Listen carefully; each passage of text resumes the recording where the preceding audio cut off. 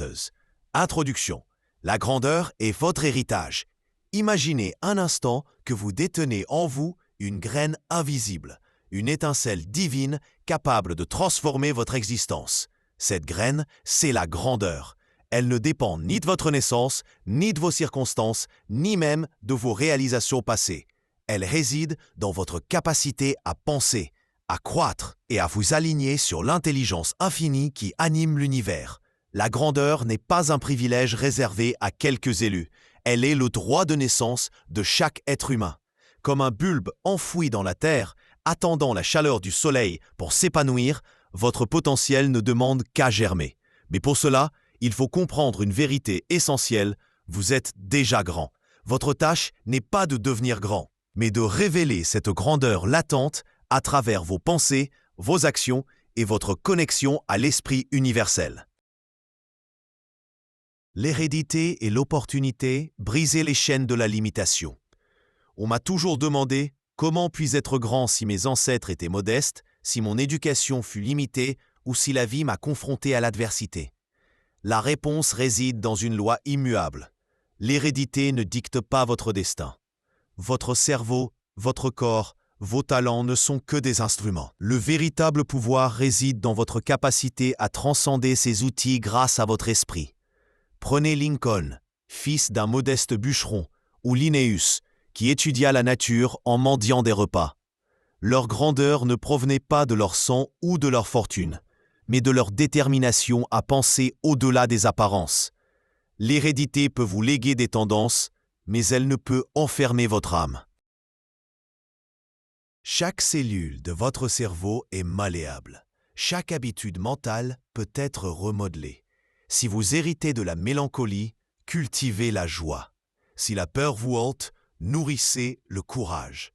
Vous êtes l'architecte de votre propre cerveau, la source du pouvoir, la sagesse au-delà de la connaissance. La grandeur ne réside pas dans l'intellect, mais dans la sagesse. Qu'est-ce que la sagesse ? C'est la capacité de discerner l'action juste à chaque instant. Abraham Lincoln, malgré son éducation rudimentaire, incarnait cette sagesse. Il percevait la vérité au-delà des débats superficiels sur l'esclavage, guidé par une perspicacité qui transcendait la logique.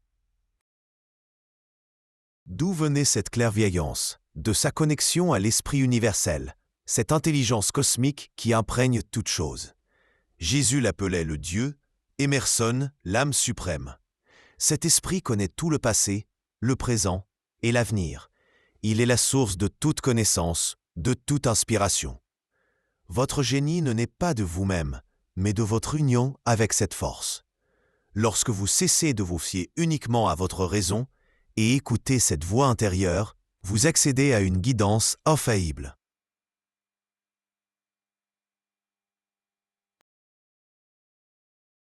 La préparation purifie le temple intérieur. Avant de bâtir un palais, il faut préparer le terrain. De même, pour incarner la grandeur, vous devez purifier votre mental.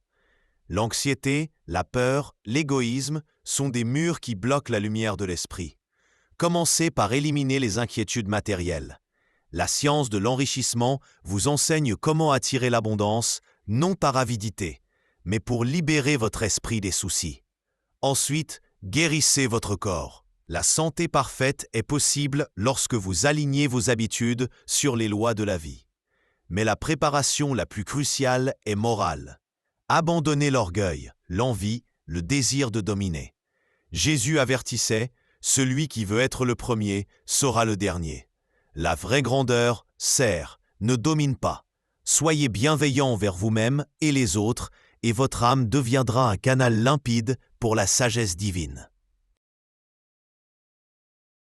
Le point de vue, voir le monde avec les yeux de Dieu. Le monde est souvent perçu comme un champ de bataille chaotique, rempli d'injustice. Mais cette vision est une illusion. Tout est parfait dans son inachèvement. La société, l'industrie, même les conflits apparents font partie d'un processus évolutif. Les usines du 19e siècle, les luttes sociales, les erreurs humaines ne sont pas des échecs, mais des étapes vers l'harmonie. Imaginez un jardinier observant des graines en germination. Il ne maudit pas la terre boueuse ou les racines tordues. Il sait que chaque plante atteindra sa maturité en son temps. De même, voyez chaque être humain comme une expression parfaite de Dieu à son stade de croissance. Cette perspective vous libère du jugement et de l'amertume. Vous agissez alors non pas en réformateur impatient, mais en coopérateur bienveillant de l'évolution. La consécration, obéir à l'âme. La consécration est l'art de vivre en accord avec votre essence divine. Elle exige 3 renoncements, le corps au mental, dompter les pulsions physiques par la volonté, le mental à l'âme, soumettez l'intellect égoïste à la sagesse intérieure, l'âme à Dieu, abandonnez vos limites et fusionnez avec l'esprit universel. Napoléon, bien que brillant, échoua car il servit son ego. Washington et Lincoln réussirent car ils servirent un idéal plus grand. Votre âme sait ce qui est juste. Lorsque vous doutez, arrêtez-vous. Écoutez le silence en vous. La réponse viendra, claire et puissante, comme un lever de soleil dissipant les brumes. Vous n'êtes pas un être seul, luttant contre l'univers. Vous êtes une vague dans l'océan de la conscience cosmique. Cette vérité, proclamée par Jésus et les sages de tous les temps, est le cœur de la grandeur. Lorsque vous sentez que Dieu est à vos côtés, vous accédez à son omniscience et son omnipotence. Lincoln percevait les décisions justes car il se savait guidé.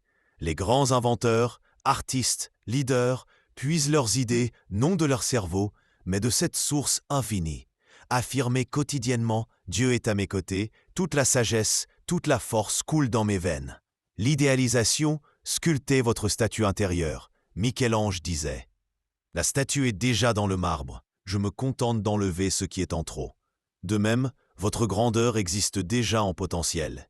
L'idéalisation consiste à sculpter mentalement la version la plus élevée de vous-même.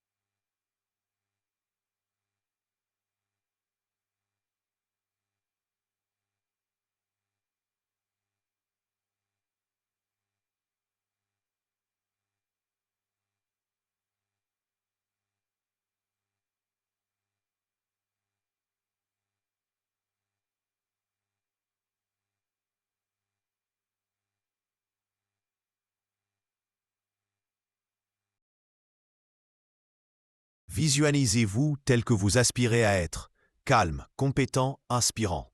Un étudiant en droit s'imagine plaidant avec éloquence, un musicien captivant des auditoires.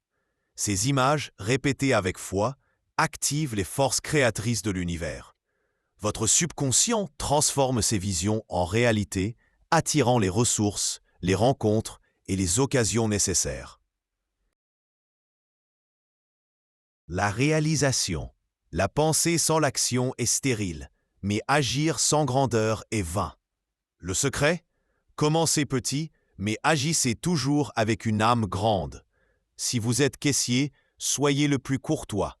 Si vous élevez des enfants, enseignez avec patience. Lincoln fut grand comme avocat de campagne avant de l'être comme président. Chaque geste, chaque parole doit refléter votre idéal. La grandeur n'attend pas les grandes occasions. Elle se révèle dans les détails. L'habitude, la discipline de la grandeur. Les habitudes façonnent votre destin. La plupart des gens vivent en réaction aux circonstances, comme un ballonné par les vents. Les grands, eux, sont des sources. Leur énergie émane de l'intérieur. Pour cultiver cela, pratiquez quotidiennement. Méditation. Connectez-vous à l'esprit. Affirmation. Je suis calme, puissant, guidé. Action consciente. Même boire un verre d'eau peut être un acte sacré. Conclusion. Devenir un canal de lumière. La grandeur n'est pas un but, mais un voyage. Elle exige de voir le divin en tout, de servir sans dominer, de penser avec audace et d'agir avec intégrité. Vous êtes déjà destiné à réussir parmi les personnes qui réussissent. Le monde a besoin de votre lumière, non pour briller plus fort que les autres, mais pour illuminer le chemin vers l'harmonie. Rappelez-vous les mots d'Emerson. Reconstruisez ce temple intérieur. Il